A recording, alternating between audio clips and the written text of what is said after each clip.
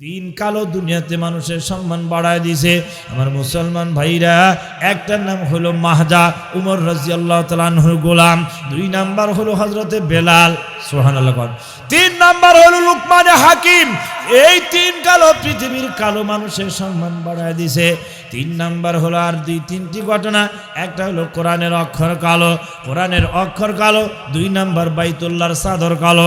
3 number হলো বাজার মা বাবা যদি কালো হয়, এই 3টা দিকে যদি কোনো মানুষ তাকায়, কোরআনের অক্ষরের কালো, কোরআনের কালো অক্ষরের দিকে যদি কেউ তাকায়, আল্লাহ তাআলা গুনাহ মাফ করে দেয়। বাইতুল্লাহর ঘরের চাদর হইল কালো, বাইতুল্লাহর চাদর হাত দিয়ে ধরলে, চোখ দিয়ে দেখলে গুনাহ মাফ হইয়া যায়।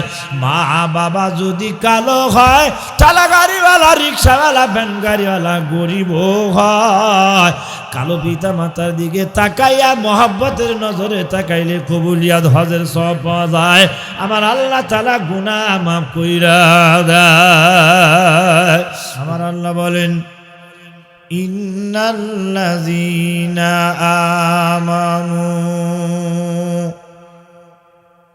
নিশ্চয় করে যারা আল্লাহর প্রতি ঈমান আনে, ওয়াল্লাযীনা হাজারু, ঈমানকে মজবুত রাখার জন্য যারা হিজরত করে, ওয়াজাহাদু ফি সাবিলিল্লাহ,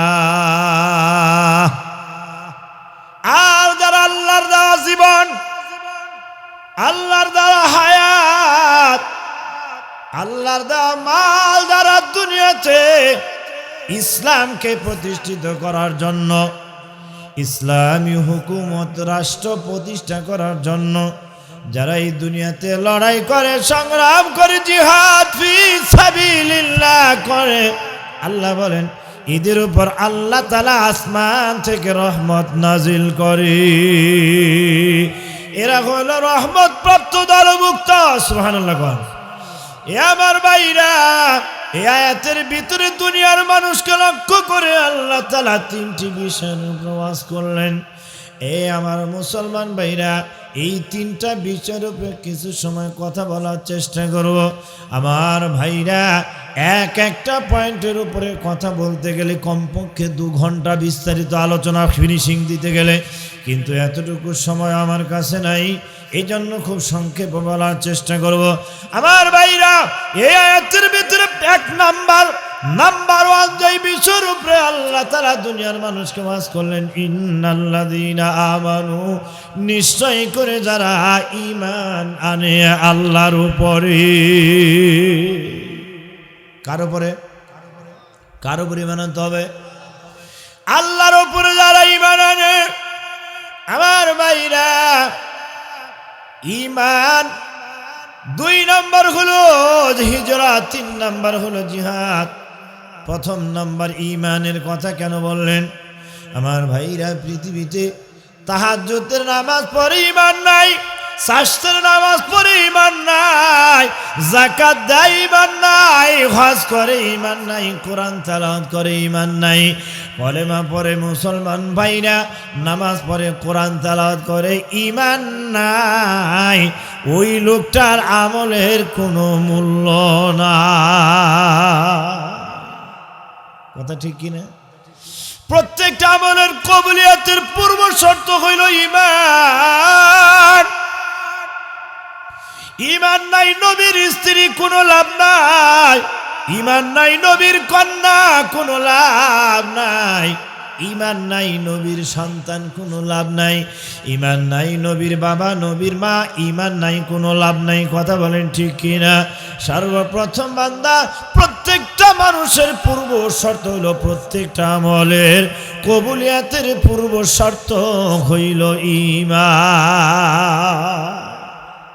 ঠিক কিনা? এ ভাইরা, এজন্য নবী বলেন, একজন আত্মা সে আত্মা ইমানদারের দাম আল্লাহ তাআলার কাছে এত বেশি রে, 1 জাররা পরিমাণ ঈমান নিয়ে কোনো বান্দা বান্দি যদি কবরে যায়, আল্লাহ বলেন পরকালীন জিন্দিগিতে ওই জাররা ঈমানওয়ালার জন্য বিশ্বনবী বলেন তার জন্য আল্লাহ তাআলা এই দুনিয়া নয়, এই দুনিয়ার 10 দুনিয়া সম পরিমাণ একটা জান্নাতের মালিক বানায় দেয়। এই দুনিয়া বলতে বাংলা, ভারত, পাকিস্তান নাকি তাম পৃথিবী। আমার বাইরা কথায় কথা বলে, ভারতে আমি এই পর্যন্ত 14 বার সফর করেছি, গোটা ভারতের বিভিন্ন জায়গায় সফর করেছি। ভারতে আসামে একটা জঙ্গল আছে, যে জঙ্গলটার নাম হলো কাজিরঙ্গা। মিথ্যা বলি না বাবা, নেটে সার্চ দেন, এখনই পাওয়া যাবে। এই পুরা আসামের ভিতরে বড় একটা জঙ্গল, এইরকম ভারতের ভিতরে বিশাল বিশাল জঙ্গল আছে। আমি বোঝানোর জন্য বলছি বাবা, ভারতের মধ্যে এমন জায়গা আছে, আদম আলাইহিস সালাম থেকে নিয়ে আজ পর্যন্ত এমন জায়গা ভারতের ভিতরে আছে, আদম সন্তানের একটা কদম ওই জায়গায় পড়ে না।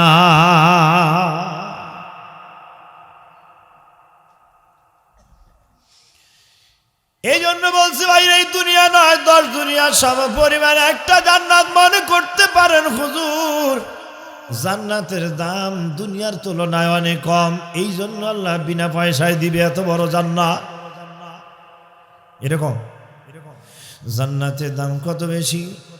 নবী বলেন তামাম দুনিয়া বিক্রি করলে, তামাম দুনিয়া যদি স্বর্ণে রূপান্তরিত হয়, বিক্রি করার ফলে যেই মূল্য হয়, আল্লাহর তৈরি জান্নাতের এত দাম রে, আল্লাহর তৈরি জান্নাতের দাম, জান্নাতের একটা ইটের মূল্য তো দূরের কথা, নবী বলেন আল্লাহর তৈরি জান্নাতের জানালার একটা রডের মূল্য হবে না।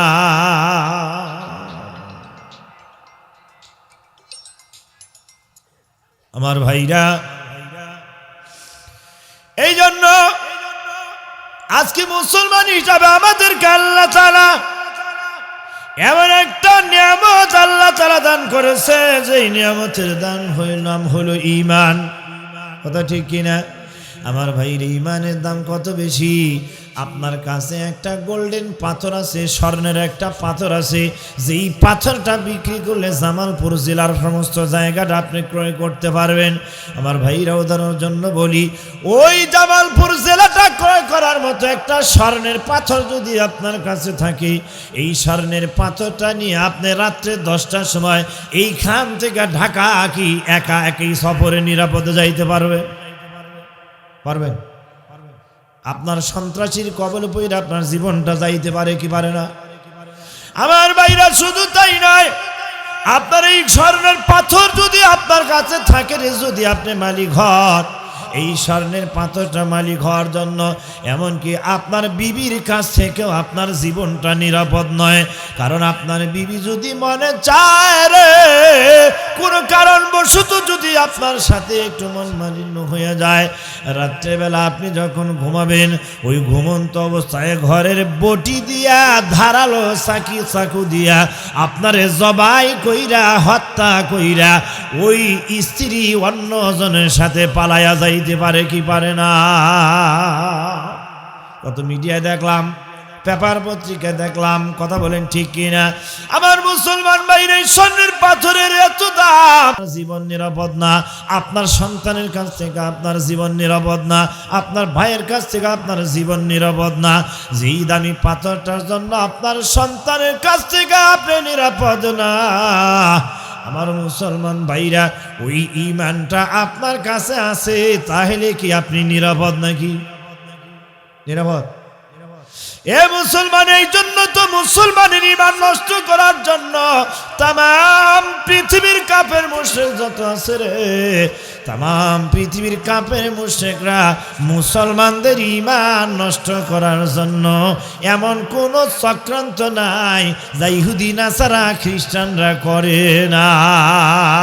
কিন্তু মুসলমান এমন একজন জাতি রে, মুসলমান একবার যদি অন্তরে ঈমান ঢুকে রে, ইমান তো ছাড়ে না, টুকরা টুকরা হয়, যত পারো কষ্ট দেয়, কিন্তু ইমান ঢুকলে একবার ইমান ছাড়ে না। 10 লক্ষাধিক মুসলমান মায়ানমার থেকে নাপ নদী পাড়ি দিয়ে আসলো। গতকালকে দেখছি আমার ভাইরা ইন্ডিয়াতে অসংখ্য অগণিত মানুষের বাড়ি ঘর ভাঙতেছে। আমার মুসলমান ভাইরা রে, ফিলিস্তিনের লক্ষ লক্ষ মুসলমানদের বাড়ি ঘর ভেঙে শেষ করে দিল একটা মাত্র অপরাধ মুসলমান, ঠিক কিনা? ভারতের মুসলমানরা সব হিন্দু হয়ে যাবে, কোনো আপত্তি নাই। মায়ানমারের মুসলমানরা বৌদ্ধ ধর্ম গ্রহণ করবে, কোনো সমস্যা নাই। ফিলিস্তিনের মুসলমানরা ইহুদি হবে, কোনো সমস্যা নাই। সমস্যা একটাই, তার নাম হইল ঈমান, ঠিক কিনা? এই ঈমান বিনা টাকায় পাইছি। বাবা মুসলমান, দাদা মুসলমান, পরদাদা মুসলমান, মুসলমানের সন্তান মুসলমান। ঈমানের দাম এই জন্য আমরা বুঝি না। এই জন্য নবী বলেন, আল ইসলামু ইয়ানহা বিমা কানা কাবলা। যেই লোকটা জীবনে একটা ওয়াক্ত নামাজ পড়ে নাই, একটা রোজা রাখে নাই, ভালো কাজ করে নাই, জীবনে আল্লাহকে আল্লাহ বলে ডাক দেয় নাই, তামাম জীবন গুনার গুনাহ, এইরকম একজন বান্দা বান্দি মৌতের পূর্ব মুহূর্তে যদি একবার পড়ে লা ইলাহা ইল্লাল্লাহু মুহাম্মাদুর রাসূলুল্লাহ, একবার কলেমা পড়তে দেরি হবে রে বান্দা বান্দি, যুবক যুবতী, তোমার জীবনের পিছনের গুনাহ আল্লাহ মাফ করতে দেরি করে না। শুধু গুনাহগুলি আল্লাহ মাফ করে না রে বন্ধু, ফাউলাইকা ইউবাদদিলুল্লাহু সাইয়্যাতিহিম হাসানা, আল্লাহ খুশি হইয়া তোমার গুনাহগুলি মাফ করে দিয়া গুনাহগুলিকে আল্লাহ নেকি দিয়া পরিবর্তন করে দেয়। আমার প্রিয় ভাইরা, নাম্বার 1, এই বিষয়ের উপরে কথা বলতে গেলে আজকের রাত্র শেষ হয়ে যাবে। আমার একটা মূল টার্গেট আছে, একটা পয়েন্ট আছে, আমি যাওয়ার জন্য চেষ্টা করতেছি। 2 নাম্বার, এর ভিতরে যে বিষয়ের উপরে আল্লাহ তাআলা ওয়াজ করলেন, ওয়াল্লাযীনা হাজারু, যারা ঈমান রক্ষা করার জন্য দেশান্তরিত হয়, এক দেশ থেকে আরেক দেশে পাড়ি জমায়, এটা আরবিতে বলা হয় হিজরত। যারা এক কথায় ঈমানের উপর যখন জুলুম চলে, মুসলমানদের উপর যখন নির্যাতন চলে, জুলুম চলে রে, তখন মুসলমানরা এক দেশ থেকে আরেক দেশে পাড়ি জমায়। বিশ্বনবী মক্কার ভিতরে কলেমার দাওয়াত শুরু করলেন। ও মক্কার মানুষেরা, তোমরা পড়ো কুলু লা ইলাহা ইল্লাল্লাহু তুফলিহুন, তোমরা যদি পড়ো লা ইলাহা ইল্লাল্লাহ সফল কাম হয়ে যাওয়া। মক্কার কিছু মানুষ আস্তে আস্তে কলেমা পড়া শুরু করে দিল, কলেমা গ্রহণ করা শুরু করে দিল। এই দৃশ্য দেখা কাফেররা মুসলমানদের উপর অত্যাচার, নির্যাতন, জুলুম শুরু করে দিল। নির্যাতন জুলুম সহ্য করতে না পাইরা সাহাবায়ে কেরাম ডাক দিয়ে কয়, ইয়া রাসূলুল্লাহ, মক্কার কাফেরদের অত্যাচার সহ্য করতে পারি না, ও আল্লাহ, আর সহ্য করতে পারি না, যদি অনুমতি হয় এই দেশ থেকে হিজরত করে অন্য কোনো দেশে পাড়ি জমাইতে চাই। নবী কয়, ঠিক আছে, তোমাদেরকে অনুমতি দেওয়া হলো। সাহাবায়ে কেরাম অনুমতি পাইয়া মক্কা থেকে হিজরত করা তারা সোজা মদিনার দিকে রওনা হয়ে গেল। কোথায়? মদিনায়। মদিনাতে যাইয়া সাহাবায়ে কেরাম দাওয়াতের মেহনতের মাধ্যমে সংখ্যা যখন আস্তে আস্তে বাড়তে থাকলো, মক্কার কাফেররা চিন্তা করলো এইভাবে, যদি মক্কা থেকে হিজরত করে কলেমা গ্রহণ করে মদিনায় যায় দাওয়াতের কাজ চলতে থাকে, তাহলে পর্যায়ক্রমে মুসলমানের সংখ্যা বৃদ্ধি হবে, এক পর্যায়ে আমাদের অবস্থা খারাপ হবে। হ্যাঁ আমার ভাইরা, কাফেররা এইবার মক্কার সব লিডারদেরকে ডাইকা একটা ঘরের মধ্যে বৈশা পরামর্শের মজলিসে বসলো। এক একজনে আরেকজনকে ডাক দেয়া বলে, পরামর্শ দাও মুহাম্মদের ব্যাপারে, মুসলমানদের ব্যাপারে কি সিদ্ধান্ত নেওয়া যায়। কাফেররা এক একজনে এক এক সিদ্ধান্ত পরামর্শ শুরু করলো। আল্লাহ কোরআনের মধ্যে আয়াত নাযিল করেন, ওয়া ইয ইয়ামকুরু বিকাল্লাযীনা কাফারু লিয়ুসবিতুকা আও ইয়াকতুলুকা আও ইউখরিজুক ওয়া ইয়ামকুরুনা ওয়া ইয়ামকুরুল্লাহ ওয়াল্লাহু খায়রুল মাকিরিন।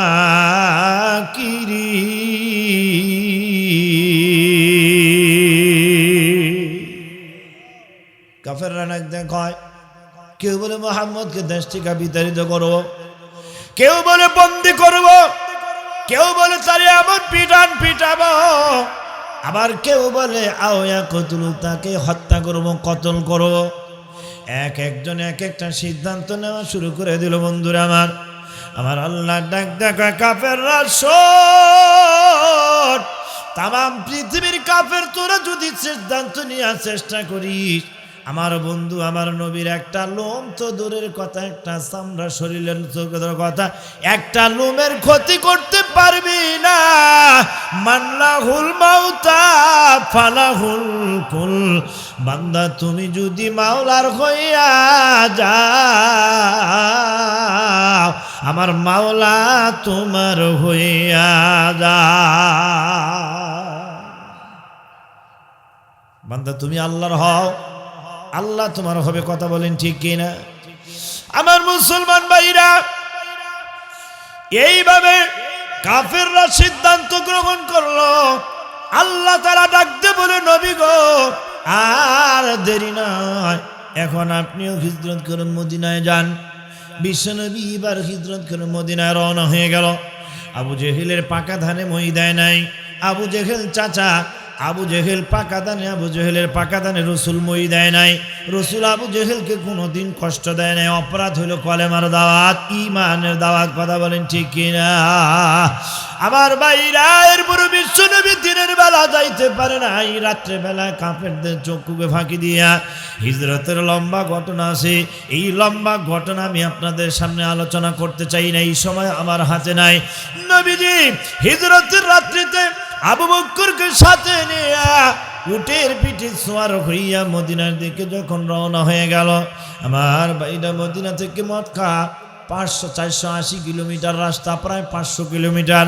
আমার ভাইরা, নবীজি উটের পিঠে সওয়ার হইয়া যখন রওনা হয়ে গেল মদিনার দিকে, ও আমার মুসলমান ভাইরা, ওই দিকে মদিনার মানুষেরা বিশ্ব নবী মদিনার ভিতরে ঢুকবে খবর পাইয়া মদিনার আবাল বনিতা, শিশু কিশোর, মহিলা পুরুষ, যুবক যুবতী সব মানুষেরা নবীজিকে স্বাগতম জানাইয়া গ্রহণ করার জন্য মদিনার শেষ প্রান্তে আইসা তারা গাইতেছিল, তালাল বাদরু আলাইনা মিন সানিয়াতিল বিদাই ওয়াজাবা শুকরু আলাইনা মাদালিল্লাহি দা। নিজের গোষ্ঠীর মানুষেরা তাড়ায় দেয়, অপর মানুষেরা গ্রহণ করার জন্য পাগল হয়। গ্রাম্য, আমার ময়মনসিংহ জামালপুরের গ্রাম্য ভাষায় একটা কথা আছে, বাড়ির গরু খুলির ঘাস খায় না। কথা ঠিক কিনা? নিজের চাইতে পর ভালো, পরের চাইতে জঙ্গল ভালো, কয় না একটা কথা? যদিও প্রবাদ কথা, কথাটা 100% ঠিক না। আমার মুসলমান ভাইরা রে, মক্কার মানুষেরা নবীজিকে তাড়ায়া দেয়। নবীজি রাত্রে বেলা উটের পিঠে সওয়ার হইয়া হিজরত করে যখন মদিনার দিকে যায়, এক দেশের মানুষেরা, নিজের বংশের মানুষেরা তাড়ায়া দেয়, অপরদিকে মদিনার মানুষেরা গ্রহণ করার জন্য স্বাগতম জানায়া গ্রহণ করার জন্য অপেক্ষা করতেছি। আব্দুল্লাহ ইবনে সালাম ইহুদি ধর্মের বড় একজন পণ্ডিত। ইসলাম ধর্ম গ্রহণ করার পূর্বে তৌরাতের বড় পণ্ডিত, হিব্রু ভাষার বড় পণ্ডিত। ইসলাম গ্রহণ করার পরে আরবি এবং কোরআনের ভাষায় বড় পণ্ডিত, সুবহানাল্লাহ। এই আব্দুল্লাহ ইবনে সালাম তখন ইসলাম ধর্ম গ্রহণ করেন নাই। আব্দুল্লাহ ইবনে সালাম মনে মনে চিন্তা করে, মুসলমানের নবী মক্কা থেকে হিজরত করে মদিনায় আসতেছে, আমি একটু দেখতে চাই, আমি একটু মুহাম্মাদের সিদ্ধান্তটা, ঘটনাটা আমি একটু দেখতে চাই। মুসলমানের নবী মক্কা থেকে হিজরত করে মদিনায় যখন ঢুকবে, মদিনার ভিতরে ঢোকার পরে সর্বপ্রথম জবান দ্বারা কোন কথা বলে, এবং আমি দেখতে চাই মদিনায় ঢুকে মুহাম্মদ মুসলমানদের নবী কোন আমল করে। আব্দুল্লাহ ইবনে সালাম হাজি হাজি পা পা কইরা মক্কার শেষ মদিনার শেষ দুইটা রাষ্ট্রের সীমান্তে আইসা হাজির হইয়া গেল।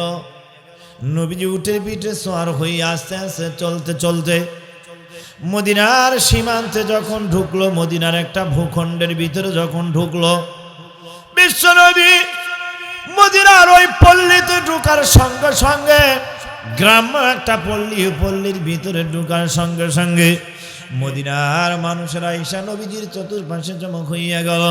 আল্লাহর নবী ডাক দেখো, মদিনার মানুষেরা তোমরা শোনো রে।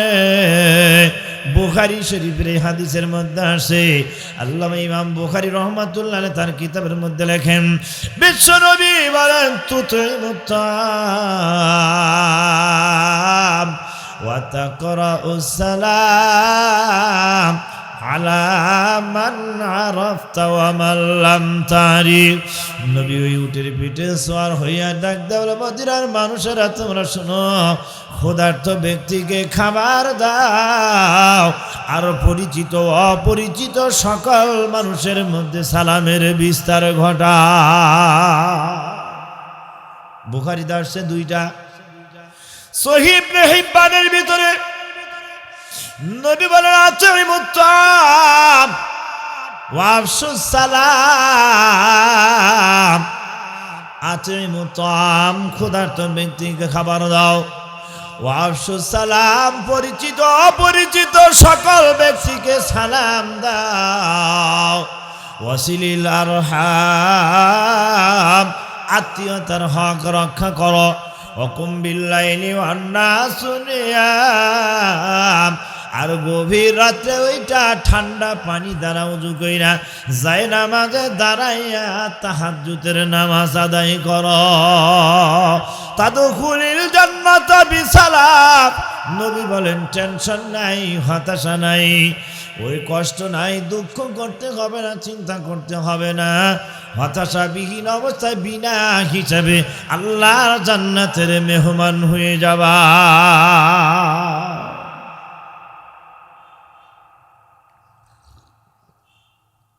কয় গুণ? বুখারী দাসে 2 গুণ, সহিহ ইবনে হিব্বানের ভিতরে আছে 4 গুণ।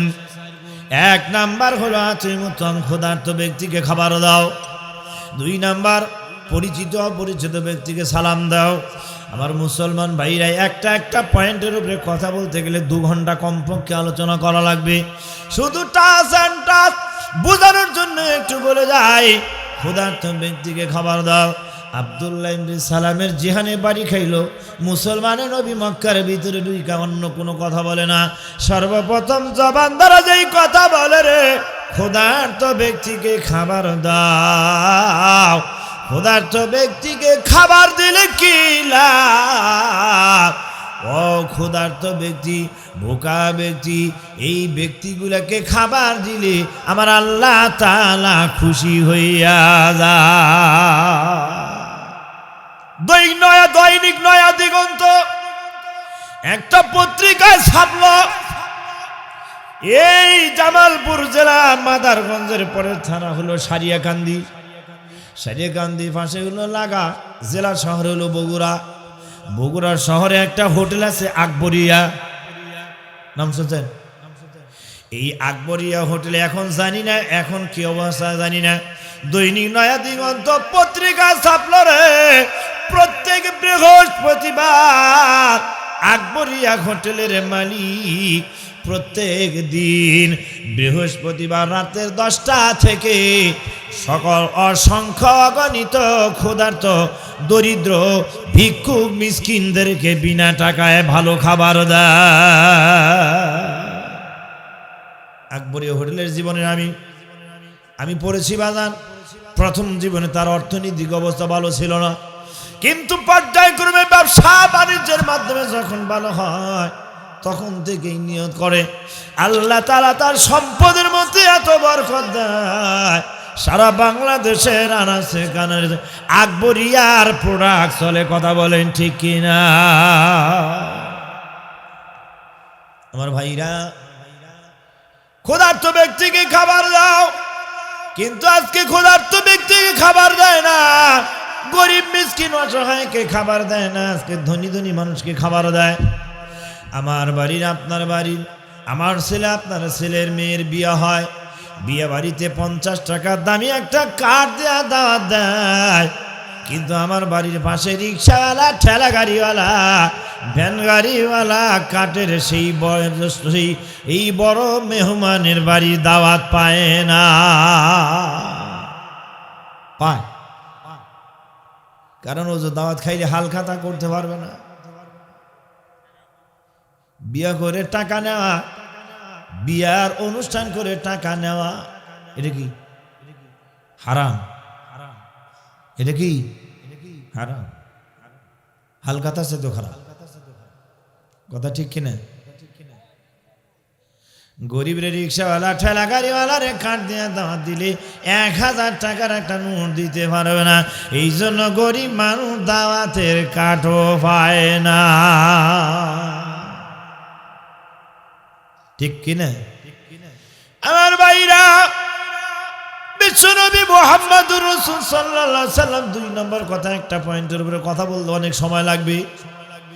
2 নম্বর, ওয়াফসুস সালাম, পরিচিত অপরিচিত সকল মানুষকে তোমরা সালাম দাও। সালাম দিলে কি লাভ? একজন আরেকজনকে সালামের মাধ্যমে বন্ধুরা আমার নিজের অহংকার দূর হইয়া যায়। নবী বলেন, যার ভিতরে 1 জাররা পরিমাণ অহংকার আছে, জান্নাত তো দূরের কথা, জান্নাতের জ্ঞানও সে পাবে না। এই জন্য অহংকার দূর করে জান্নাতের মালিক হইতে চাইলে আগে আগে সালাম দাও। ধনী গরিব, ছোট বড়, ঠেলা গাড়িওয়ালা, রিক্সাওয়ালা, সকল মানুষের মধ্যে আগে আগে সালাম দাও। চেয়ারম্যান সাহেব নির্বাচনে দাঁড়াইলে আগে যে কত সালাম দেয়, কিন্তু নির্বাচনে বিজয়ী হওয়ার পরে গো সালাম তো দেয় না, কর্মীরে নেতার চিনেও না। নির্বাচনে দাঁড়াইলে রাতে 2টা, 2:30, 3টার সময় ফোন দেয়, কোথায়? অমক জায়গায়, মানে অমক মুড়ে আসো। নির্বাচনী বিজয়ী হওয়ার পরে ফোন নাম্বারে নাম্বার সেভ থাকে না, ডিলিট হইয়া যায়। কিন্তু আমার আল্লাহ এমন কুদরত মাওলা রে, আল্লাহর সাথে যদি সম্পর্ক করতে পারো রে, আমার আল্লাহ তোমাকে কোনোদিন ডিলিট করে না। ঠিক কিনা? আমার ভাইরা, এই জন্য আগে আগে সালাম দাও। বড়রা আগে ছোটকে সালাম দিবি। সমাজের চিত্র হইল, বড়রা রাস্তায় হাঁটে সালামের চাওয়ার অপেক্ষায় থাকে, ভান করে থাকে কাকে আমাকে আগে সালাম দিবে। শিক্ষক ভান করে থাকে ছাত্র আমাকে সালাম দিবে। শিল্পপতি রাস্তায় হাঁটে, আমি অসংখ্য অগণিত টাকা দান করি, আমি কেন আগে সালাম দিব? আগে এলাকার লোকেরা আমাকে সালাম দিবে। ঠিক কিনা? কিন্তু তুমি যদি জান্নাতের ভিতরে সম্মানী হইতে চাও, আগে যদি জান্নাতের মেহমান হইতে চাও, আগে আগে তুমি সকল মানুষকে সালাম দাও। এমনকি ঘরে যাইবা, ঘরের বিবিকে আগে যায় সালাম দিবা। পর্দার মা বোন যারা আছো গো, তোমরাও আগে স্বামী ঘরের দরজা আসার আগে সালাম দিবা। এমনকি মোবাইলে যখন ফোন দিয়া যখন কল দেয়, কল দেওয়া রিসিভ করার সঙ্গে সঙ্গে হ্যালো না কয়ে বলবেন আসসালামু আলাইকুম। ঠিক কিনা? এখন তো কয় হ্যালো, কি সব তো গেল, ঠিক কি না? আমার ভাইরা সালাম দাও, কিন্তু আজকে মোবাইলে সালাম চলে গেছে। আবার বাড়িতে গিয়ে স্বামী স্ত্রী একজন আরেকজনের সালাম দেয় না। বিআইন বাড়িতে গিয়ে যখন মিষ্টি নিয়ে যায়, বিআইনের বাড়িতে গিয়ে আগে সালাম দেয়, আসসালামু আলাইকুম বিআইন কেমন আছেন, বউরে সালাম দেয় না। এই জন্য একটা গান, আসসালামু আলাইকুম বিআইন শাহ, কেমন আছেন বিআইন শাহ, কথা ঠিক কিনা? আমার ভাইরা বিআইনকে সালাম দিও না, বিবিকে আগে সালাম দাও। ঘরের ভিতরে বিবিকে সালাম দিয়া বিবির হাতে ধইরা মুসাফা করো, মুআনাকা করো। বিবির সাথে মুখটা বুকটা মিলাও, বিবির সাথে হাত মিলাও, বিয়ানির সাথে মিলাইও না। ভুলে এই কাম করেন না ভাই, বউয়ের সাথে, ঠিক কি না? তাহলে মোহাব্বত বাড়বে, ভালোবাসা বাড়বে। আমার মুসলমান ভাইরা রে, এই জন্য ইসলাম ধর্মের সবচাইতে বড় সম্ভাষণ হইল সালাম। কিন্তু মুসলমানের সন্তান আজকে সালাম দেয় না, মুসলমানের সন্তান আজকে শিখায় টাটা। কি কর, জামালপুর থেকে যাবে শনিবার দিন সকালবেলা অফিস, সকালবেলা বের হয়েছে, বিবি ও বাচ্চাটারে কুলে করে নিয়ে গেছে, তোমার আব্বু যাইতেছে ঢাকা, টাটা দাও, টাটা টাটা, কথা ঠিক কিনা? তুমি টাটা দাও, তুমি টাটা না দিয়া বলো আসসালামু আলাইকুম ওয়া রাহমাতুল্লাহ। এখন আবার আমাদের যুবক সমাজের একটা এমন অবস্থা তৈরি হয়েছে রে, কয় শুভ সকাল। আমার ভাইরা এই কথা বলতেছিলাম, আগে মুসলমানকে সালাম দিবে রে, এই সালামের মধ্যে অনেক লাভ আছে। কোনোদিন যদি সুযোগ হয় অনেক কথা বলার চেষ্টা করবো, এই জায়গায় রাখলাম। আমার মুসলমান ভাইরা, 3 নাম্বার হলো ওয়াসিলিল আরহাম, আত্মীয়তার হক রক্ষা করো। আমার মুসলমান ভাইরা, একটা পয়েন্ট যদি খুলে আমি আলোচনা করতে যাই, লম্বা 2 ঘন্টা করে আলোচনা করতে হবে। মুসলমান ভাইরা রে, বিশ্বনবী মুহাম্মদুর রাসূল সাল্লাল্লাহু আলাইহি সাল্লাম উটের পিঠে সওয়ার হইয়া মদিনার ভিতরে ঢুকলেন। এখনো উটের পিঠ থেকে নামে নাই। নবীজি উটের পিঠে বসা অবস্থায় ডাক দেখায়, আছে মুতাম, ক্ষুধার্ত ব্যক্তিকে খাবার দাও। ওয়াবসু সালাম, পরিচিত অপরিচিত ব্যক্তিকে সালাম দাও। আব্দুল্লাহ ইবনে সালাম কয় রে, মুসলমানের নবী কত সুন্দর শিক্ষা দেয়, কোন ধর্মে এমন কথা না, ঠিক কি না আমার ভাইরা? 2 নাম্বার, নবী যে উটের পিঠে চড়া অবস্থায় হঠাৎ উট জমিনের মধ্যে বসে পড়ল। নবীজি উটটাকে উঠানোর জন্য অনেক চেষ্টা করে, অনেক চেষ্টা করার পরে উট জমিন থেকে উঠে না। নবীজি কয়, কেন রে উট উঠে না? নবী কয়, মনে মনে কয়, উট কি আমার অবাধ্য হয়ে গেল? এই কথা ভাবতে ভাবতে হঠাৎ তার স্মরণ হইয়া গেল। কি কথা স্মরণ হইল? বিশ্বনবী মেরাজের রাত্রিতে বুরাকের পৃষ্ঠে সওয়ার হইয়া যখন চলতেছিলেন, হঠাৎ এক জায়গায় বোরাকটাকে স্টপেজ দেওয়া হলো। জিবরিল ডাক দেখো, নবী ও বোরাক থেকে নামেন, এই জায়গায় 2 রাকাত নামাজ পড়েন। নবীজি নামলেন, 2 রাকাত নামাজ পড়লেন। 2 রাকাত নামাজ পড়ে আবার যখন বোরাকের পৃষ্ঠে সফর করলেন, নবী ডাক দেখো, ভাই জিবরিল, এটা জান্নাতের কোনো জায়গা নাকি দুনিয়ার কোনো জায়গা? জিবরিল ডাক দেখো, ইয়া রাসূলুল্লাহ, জান্নাতের কোনো জায়গা না, দুনিয়ার একটা ভূখণ্ড, মদিনার একটা ভূখণ্ড। নবী ডাক দেখো, জিবরিল, এই মদিনার ভূখণ্ডের মধ্যে কেন আমাকে নামাজ পড়তে বললেন? জিবরিল ডাক দেখো, ইয়া রাসূলুল্লাহ, মক্কার মানুষেরা যেদিন আপনার উপর নির্যাতন করবে, জুলুম করবে, অত্যাচার করবে, অবিচার করবে, সেদিন আপনি মক্কায় থাকতে পারবেন না। মক্কা থেকে হিজরত করে আপনি যখন মদিনার ভিতরে ঢুকবেন, নবী গো, আজকে যেই জায়গায় আপনি 2 রাকাত নামাজ পড়লেন, এই জায়গার ভিতরে একটা কোরআন তেলাওয়াতের একটা ঘর নির্মাণ করবে। নবী ডাক দেখা, ভাই জিবরিল, নিজের বংশের মানুষেরা কেমন আচরণ করবে কহা? ও জিবরিল, কতদিন পরে আমার হিজরত হবে, আর কেমনে এতদিন পরে আমার এই জায়গাটা আমি নির্বাচন করব, কেমনে আমি চিনব? জিবরিল ডাক দেখা, ইয়া রাসূলুল্লাহ, আপনি নবী একবার যেই জমিন দিয়া হাঁটেন, যেই জমিনের ভিতরে একবার নবী গো আপনি সেজদা দেন, যেই জমিনের ভিতরে একবার কদম দিয়া হাঁটেন, ওই জমিনের ভিতরে কিয়ামত পর্যন্ত মেশক আম্বরের ঘ্রাণ পাওয়া যায়। দুনিয়া বানাইল আল্লাহ, কারণ নবী বিশ্ব নবী, কথা বলেন ঠিক কি না? নবীজির গায়ে এই পরিমাণ শক্তি। আল্লামা জালালউদ্দিন সুয়ুতী রাহমাতুল্লাহ আলাইহি খাসায়েসুল কুবরা নামক গ্রন্থের মধ্যে লেখে, জান্নাতের 40 জন যুবকের গায়ে যেই শক্তি, আমার আল্লাহ তাআলা নবীজির গায়ে একাই সেই শক্তি দান করছে। জান্নাতের একজন যুবক দুনিয়ার হলো 40 জন, গুণ করলে হিসাব নিকাশ করে দেখা যায় জান্নাতের 40 জন মানে দুনিয়ার 4000 যুবকের গায়ের শক্তি। জোরে কোন মারহাবা। নবীজি কাঠের বোঝা মাথায় নিয়া যুবকের বাড়িতে যাইয়া কাঠের বোঝা মাথায় বাড়িতে পৌঁছায় দিয়া বাড়ি থেকে যখন বের হইয়া যায়, একটু পরে এই যুবক এবং যুবকের বাবা ইহুদি ধর্মের, দুইজন ইহুদি ধর্মের লোক বাসায় ঢুইকা ডাক দেয়, বিবি রে, এ বিবি ঘরের ভিতরে এত সুঘ্রাণ কেন? কই থেকে এত সুঘ্রাণ আসলো? এ বিবি তাড়াতাড়ি করে খুলে বলো, মক্কার ভিতরে মদিনার ভিতরে এমন সুগন্ধি কোনোদিন আমার নাকে পাই নাই, পাবো কিনা জানিও না। কোথা থেকে এত সুগন্ধি আসলো? বিবি ডাকতে বলে, স্বামী গো, আরবের কুরাইশ বংশের একজন যুবক একটু আগে বাসায় আসছিল, বাসায় আসার সঙ্গে সঙ্গে তখন থেকে পুরা বাড়িটা সুগন্ধিতে ভর্তি হইয়া গেছে। এবার ইহুদি ডাকতে বলে, যুবকটা কোন দিকে গেল? এইবার নবীজিকে দেখায় দিল এই দিকে গেছে। ইহুদি এবার পিছে পিছে রওনা, কোন দিকে গেল?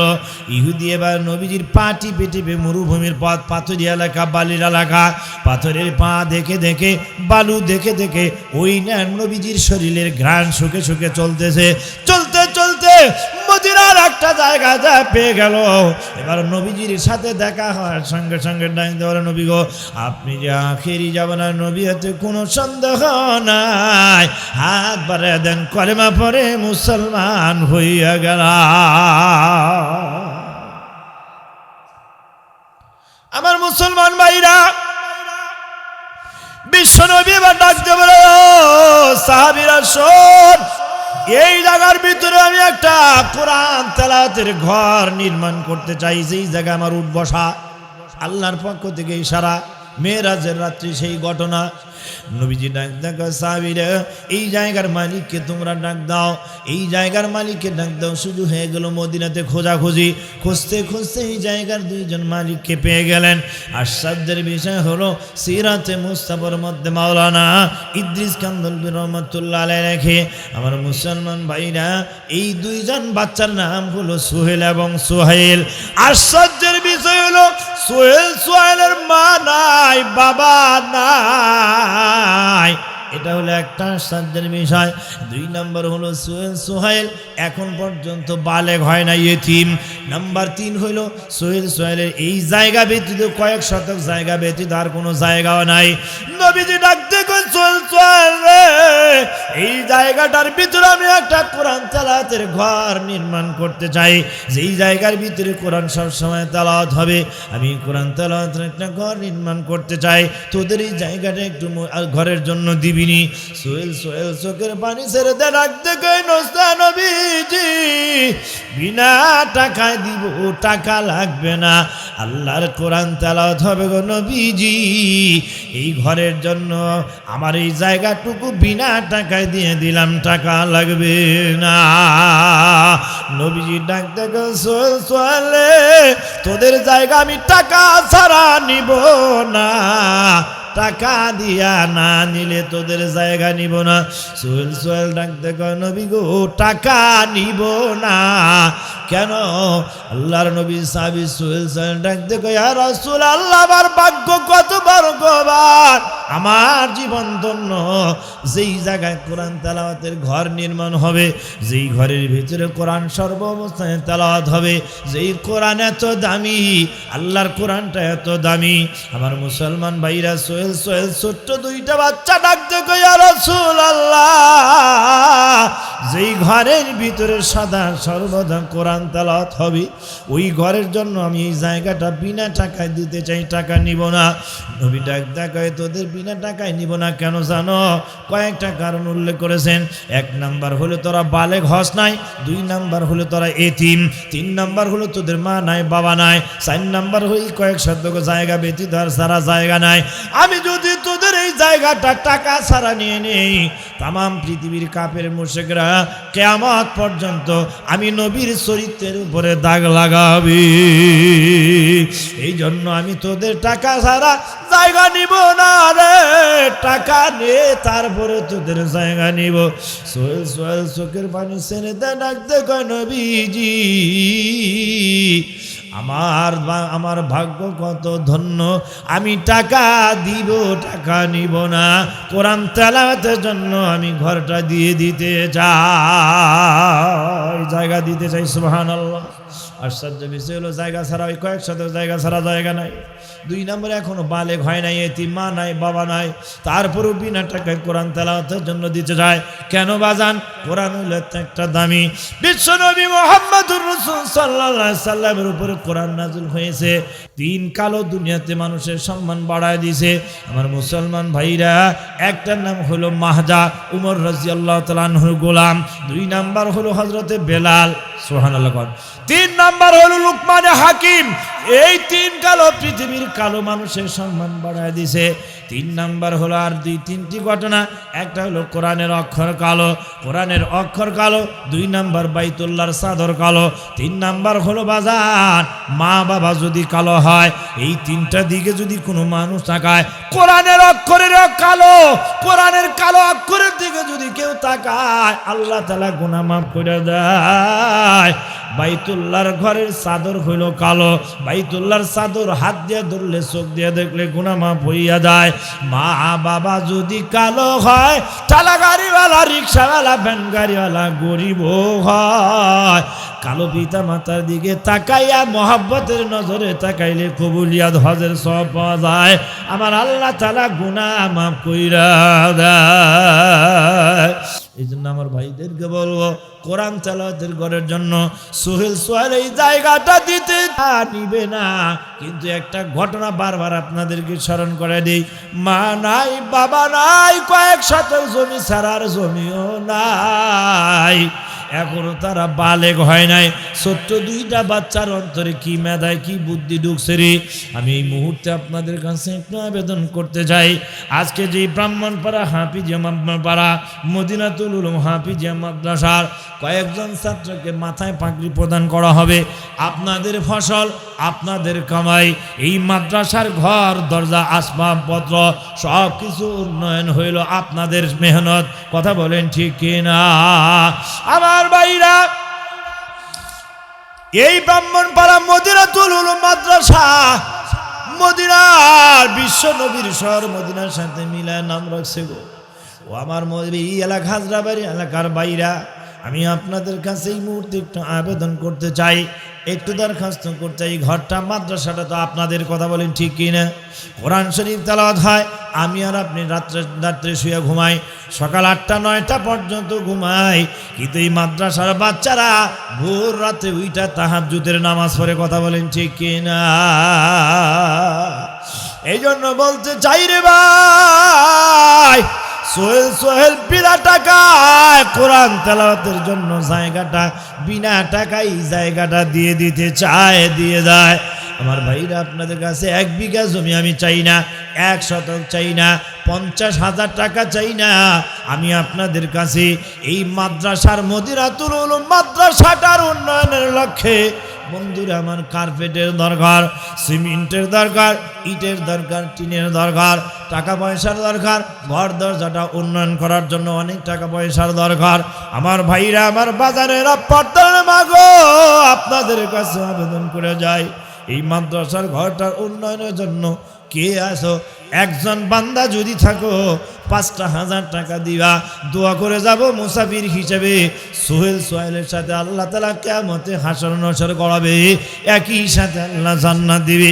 একজন বান্দা যদি থাকো, একজন ভাই যদি থাকো, আমার কোনো ভাই, আমার কোনো বাজান, কোনো মা যদি থাকো, আল্লাহর ঘরের তেলাওয়াত কোরআন তেলাওয়াতের ঘরের জন্য, মেরামত করার জন্য একজন খাদেম হবার, সাহায্যকারী হয়ে যাবা, 5,000 টাকা দিবা, 5,000 টাকা দিয়ে একটু সাহায্যের হাত বাড়াইবা।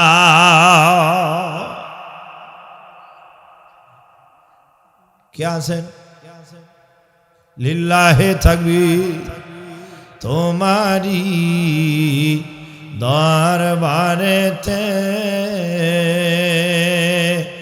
আমি অসহায় আসামি, আল্লাহ গো আসামির বেশে মুসাফির হিসাবে আল্লাহ জামালপুরে এসে আল্লাহ একটা আবেদন করলাম, আল্লাহ তোমার 2 জন বান্দা, আমার 2 ভাই, 5,000 টাকা করে 2 জন ব্যক্তি দাঁড়ায় গেছে, একটু বাইরে একটু দাঁড়ান, আরেকবার আপনার চেহারাটা দেখি।